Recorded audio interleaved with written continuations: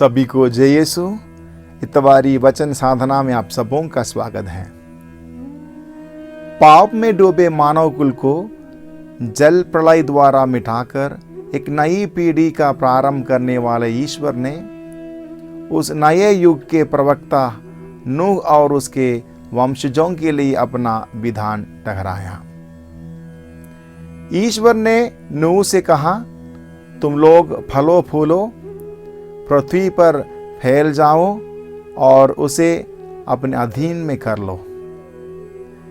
जीवन ईश्वर की देन है, वह कभी मिट नहीं सकता। मनुष्य के शरीर एवं सांसारिक जीवन का भले ही अंत हो जाए, लेकिन ईश्वर के प्रतिरूप में बनाए गए मनुष्य का अंत नहीं होगा। उसमें ईश्वर का श्वास निवेशित किया गया है। मनुष्य का जीवन ईश्वर के लिए अनमोल है, अनश्वरता के मार्ग में है। अनश्वरता के इस भाव में पुनरुत्थान की पूर्व सूचना दिखाई देती है। यही पूर्व सूचना नबी एलिया के स्वर्ग में उठा लिए जाने वाली चमत्कारिक घटना में भी दिखाई देती है। पुराने विधान के राजाओं के दूसरे ग्रंथ अध्याय 2 में इसका वर्णन किया गया है। एलिया अपने शिष्य एलीशा के साथ बातें करते हुए आगे बढ़ रहे थे कि अचानक अग्निमय अश्वों सहित एक अग्निमय रथ ने आकर दोनों को अलग कर दिया और एलिया एक बवंडर द्वारा स्वर्ग में आरोहित कर लिया गया है। पुनरुत्थान के इस विचार को आगे बढ़ाते हुए संत पौलुस कहते हैं कि यदि मसीह आप में निवास करते हैं तो पाप के फलस्वरूप शरीर भले ही मर जाए, किंतु पाप मुक्ति के फलस्वरूप आत्मा को जीवन प्राप्त है। इसका मतलब ये नहीं है कि मृत्यु के बाद शरीर मिट जाएगा और केवल आत्मा का पुनरुत्थान होगा।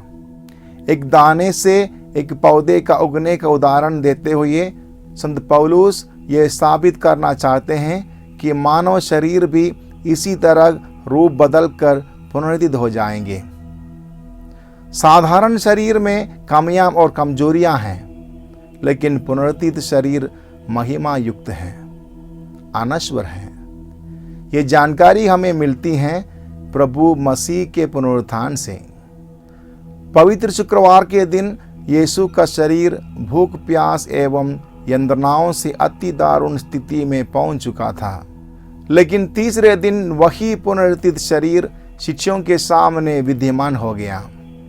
अब वह महिमापूर्ण था और साधारण प्रकृति नियमों के परे था। बंद कमरे में वह प्रवेश कर सकता है, वहां से ओझल भी हो सकता है। संत पौलुस के अनुसार जिस तरह सब मनुष्य आदम से संबंध के कारण मरते हैं, उसी तरह सब लोग मसीह से संबंध के कारण पुनर्जीवित किए जाएंगे। संत यूहन्ना रचित सुसमाचार अध्याय 5 में प्रभु यीशु कहते हैं, जो मेरी शिक्षा सुनता और जिसने मुझे भेजा उसमें विश्वास करता है, उसे अनंत जीवन प्राप्त है। इस अनंत जीवन का मतलब क्या है? यही कि आत्मा अनश्वर है और अनश्वर आत्मा से संबंध रखने के कारण शरीर पुनर्जीवित होगा। यही सत्य प्रभु आगे दोहराते हैं। सत्कर्मी जीवन के लिए पुनर्जीवित हो जाएंगे और कुकर्मी नरक दंड के लिए। इसलिए हमें चाहिए कि कुकर्मों को त्याग कर सत्कर्मी बने और अपने सताचरण द्वारा आनंद जीवन प्राप्त करने के लिए योग्य बनाएं। धन्यवाद।